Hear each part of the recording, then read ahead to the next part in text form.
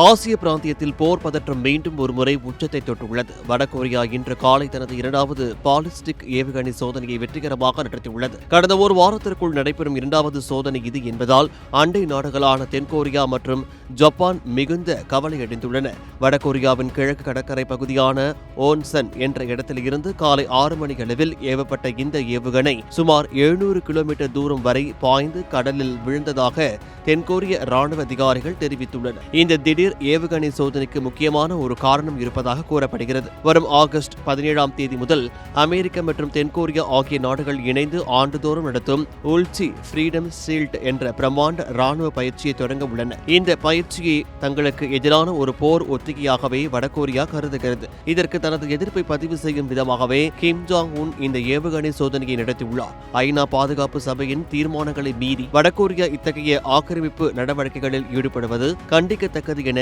தென்கொரியா தெரிவித்துள்ளது. ஜப்பான் பாதுகாப்பு அமைச்சகம் வெளியிட்டுள்ள தகவலின்படி இந்த ஏவுகணை ஜப்பானின் பிரத்யேக பொருளாதார மண்டலத்திற்கு வெளியே விழுந்துள்ளதால் நேரடி பாதிப்புகள் ஏதும் இல்லை.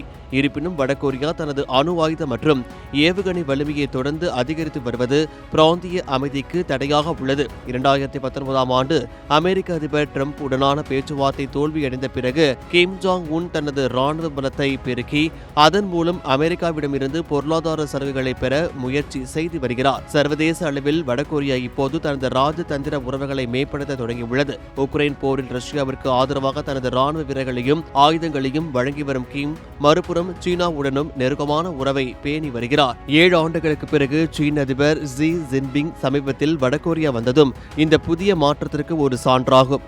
அமெரிக்கா மற்றும் தென்கொரியாவின் ராணுவ பயிற்சிகளுக்கு பதிலடியாக வடகொரியா இன்னும் பல ஆக்ரோஷமான நடவடிக்கைகளை எடுக்க வாய்ப்புள்ளதாக ராணுவ வல்லுநர்கள் எச்சரிக்கின்றனர்.